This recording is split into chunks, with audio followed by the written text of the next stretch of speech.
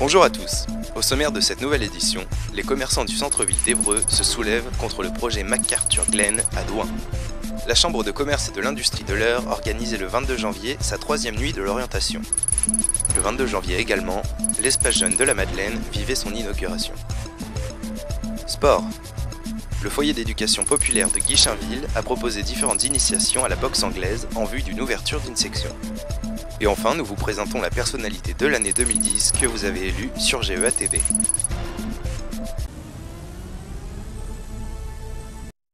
Les centres-villes risquent-ils de mourir? C'est du moins ce que pensent les commerçants du centre-ville d'Évreux, alors que le groupe MacArthur Glen prévoit d'implanter un village des marques, c'est-à-dire un magasin de déstockage à Douin, près de Vernon.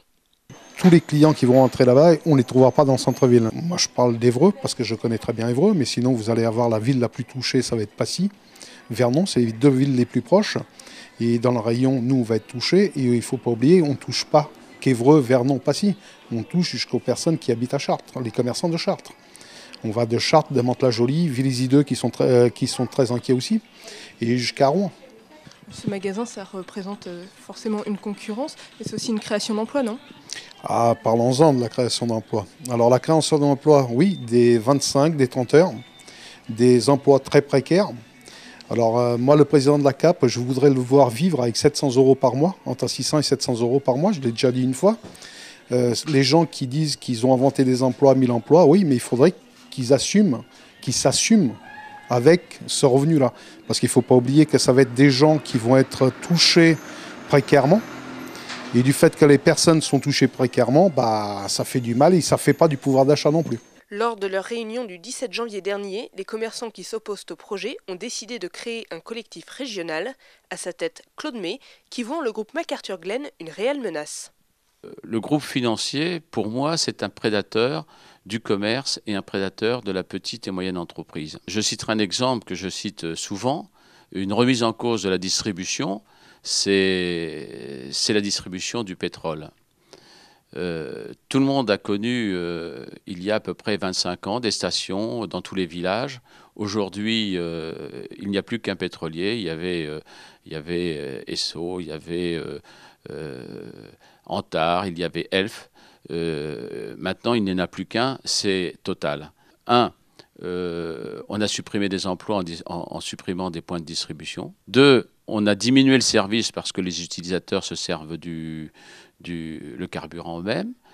3, on a diminué la couverture parce que c'est pas par hasard que vous faites des kilomètres pour vous alimenter à certaines heures de la soirée. Alors j'y dirais un seul point positif pour plaisanter, c'est que le prix du carburant n'a cessé d'augmenter.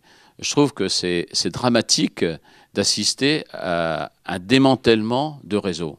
Le village des marques devrait accueillir dans un premier temps une centaine de boutiques. Il devrait à terme en compter le double. C'est à nos élus de trancher sur ce point parce que doit-on garder le commerce en ville ou doit-on le délocaliser? Si on le garde, eh bien, il ne faut pas accepter parce que nos commerçants de ville ont des contraintes qui ne sont pas du tout celles d'un village de marque comme c'est proposé. C'est des contraintes environnementales, c'est une rue qui passe devant, c'est une cathédrale, c'est un musée, c'est des espaces classés. On ne fait pas ce qu'on veut en ville. Si le projet MacArthur Glen voit le jour, ce sera en 2014.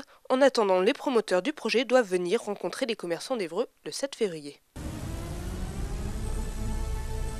Le samedi 22 janvier, la Chambre de commerce et d'industrie de l'Eure organisait sa 3e édition de la nuit de l'orientation. Dans une ambiance festive, collégiens, lycéens, étudiants et leurs parents ont pu recueillir de nombreuses informations sur différents métiers ou réfléchir sur leur avenir, leur profil ou leur motivation. On ne change pas ce qui gagne, donc il n'y a pas énormément de nouveautés. Simplement, nous avons toujours des jeux, une ambiance festive. Nous avons toujours le logiciel Inforison qui permet aux jeunes de voir les métiers pour lesquels ils sont faits. Et puis, nous avons toujours nos partenaires, tous nos partenaires de l'orientation, de l'éducation nationale, de l'armée, gendarmerie, etc. Enfin bref, tous ceux qui nous suivent depuis maintenant 3 ans. Et c'est d'autant plus un succès que nous sommes maintenant habitués à travailler ensemble, que l'opération est bien rodée et que tout le monde travaille en parfaite synergie, ce dont je les remercie d'ailleurs. La nuit de l'orientation, c'est donc des ateliers débats, un speed dating des métiers, un espace multimédia, mais aussi des conseils individuels, comme le proposait Karl, professeur d'anglais qui organise des stages de langue. C'est une semaine intensive, mais les choses plus ludiques, les activités, les jeux de rôle, mais pour participer, pour exprimer. Parce qu'en France, il manque un peu de la confiance pour exprimer en anglais. La troisième nuit de l'orientation à Évreux a connu un fort succès, 1300 personnes étaient au rendez-vous, dépassant de loin les chiffres des années précédentes. Le samedi 22 janvier, l'espace jeune à la Madeleine était officiellement inauguré. L'espace jeune, c'est un espace de convivialité où les jeunes peuvent venir se rencontrer déjà pour passer simplement un moment agréable, à discuter, à échanger. Et c'est aussi un espace où ils peuvent trouver des adultes pour les accompagner dans leurs projets. Ça doit être un lieu aussi où on démystifie un petit peu la représentation des jeunes sur le monde de l'entreprise et de la même manière démystifier du côté des chefs d'entreprise la représentation qu'ils peuvent avoir des jeunes et notamment sur ce quartier.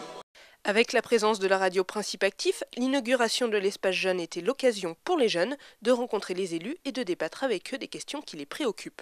On a vraiment envie de briser toutes les images qu'on a du quartier en général et pouvoir, c'est un moyen de donner la parole aux jeunes face aux politiques. Je pense que si les gens du quartier sont plus renfermés chez eux, c'est plus par rapport aux préjugés qu'on a. Je pense pas que ça vient plus des aspects matériels, qu'il n'y a pas assez d'infrastructures, ça c'est vrai. Mais je pense aussi que les préjugés font que les gens ne veulent pas sortir d'ici. Très probablement qu'il y a des responsabilités extérieures, donc au plus haut niveau, de l'État et jusqu'à un échelon très local, quoi. Je suis en prison, je suis enfermé, une entière confiance pour lui. J'appelle faire confiance. Qu'il en soit, quoi qu'il nous en coûte, on se serre les coudes, le coude, je te couche pas, bouger. Reste au sol, c'est le 27 qui s'affole, avec ta seconde, sanglant, encore tout est bon. Après l'incendie du dernier espace jeune il y a quelques années, les jeunes de la Madeleine disposent désormais à nouveau d'un lieu pour eux, 250 mètres carrés dans lesquels ils peuvent retrouver une salle de réunion, une salle informatique, 2 bureaux, mais aussi un lieu de documentation et d'orientation. Pendant 3 lundis, le foyer d'éducation populaire de Guichainville proposait aux petits et aux grands une séance d'initiation à la boxe anglaise. L'objectif, voir s'il y a une demande pour ouvrir une activité sportive supplémentaire. Tout dépend, si vous voulez, du nombre d'adhérents qui vont être intéressés pour venir nous rejoindre. Le coût sera calculé, les indemnités ou le coût du professeur également. Donc tout ça, ça demande, si vous voulez, l'établissement d'un budget avant la mise en place. Mais quand je vois l'engouement de ce soir, là, je crois qu'il doit y avoir plus de 20 à 25 personnes déjà pour un premier rendez-vous. Je pense que c'est très satisfaisant pour une première initiative. 25 personnes se sont en effet déplacées lors du premier rendez-vous, 31 lors du second et 42 personnes sont venues lors du troisième rendez-vous. Un succès qui assure d'ores et déjà l'ouverture d'une section de boxe anglaise. Les futurs élèves compteront parmi leurs professeurs l'ancien boxeur Brahim Drif. J'ai eu un parcours assez honorable, j'ai été 2 fois demi-finaliste du championnat de France.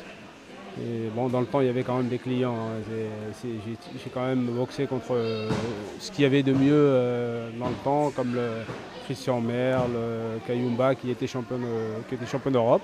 Et à la suite d'une défaite, il y a une dizaine d'années déjà, en finale de la Coupe internationale de France, j'ai décidé de mettre fin à ma carrière et quelques temps après, je me suis dit pourquoi pas essayer de passer des diplômes et justement apporter mon amour de ce sport aux jeunes parce que je sais que ça m'a beaucoup apporté malgré tout. J'étais quelqu'un de très timide dans le temps et je sais que ça m'a beaucoup aidé. 2 séances seront donc ouvertes les lundis et jeudis de 18h à 19h pour les enfants de 6 à 14 ans et de 19h à 20h45 pour les adultes. Pour les indécis, une séance d'initiation supplémentaire est prévue le lundi 7 février. Et puis pour finir, nous vous dévoilons la personnalité de l'année 2010 que vous avez élue. 8 personnes ont été nominées, Samira Sénécal, Claude Desnoyelles, Jacques Caron, Mathieu Bonnemer, Mourad Naroun, Dominique Revaux, Touria Bidar et Gisèle Baki, tous à l'origine d'une action pour faire bouger les choses dans différents domaines. Vous avez été nombreux à voter via Facebook, email et SMS. Nous avons reçu pas moins de 246 votes et vous avez décerné le prix de la personnalité de l'année à Claude Desnoyelles. Quand tu arrives et que tu n'as pas forcément la pointe ou tu n'as pas assez d'argent, il va te remettre les médicaments que tu paieras la semaine d'après. Je pense vraiment que, voilà, que c'est quelqu'un qui va nous manquer, puisqu'il va être à la retraite, mais malgré tout même, il est à la retraite, et il nous dit que quand on aura besoin de lui pour amener la calèche, pour pouvoir distribuer nos bonbons de chocolat comme chaque année, il sera toujours présent. Voilà, je ne sais pas quoi d'autre rajouter. Vraiment, voilà, on lui doit beaucoup, et puis qu'il passe bien sa retraite, et on ne l'oubliera pas. Je ne devais rien, mais par contre, j'ai beaucoup appris à la Madeleine. J'en ai encore les larmes aux yeux. À 31 ans, quand je suis parti, j'ai arrêté la voiture, je m'occupe de j'ai beaucoup appris, vous m'avez beaucoup apporté. J'espère que je vous ai aussi apporté un petit peu, mais vous m'avez certainement beaucoup plus apporté à vous. Et ça, je vous en remercierai. La remise du prix de la personnalité a été également l'occasion de partager une galette et un pot de l'amitié avec nos téléspectateurs. Merci de nous avoir suivis. Nous vous donnons rendez-vous pour une prochaine édition, le jeudi 17 février.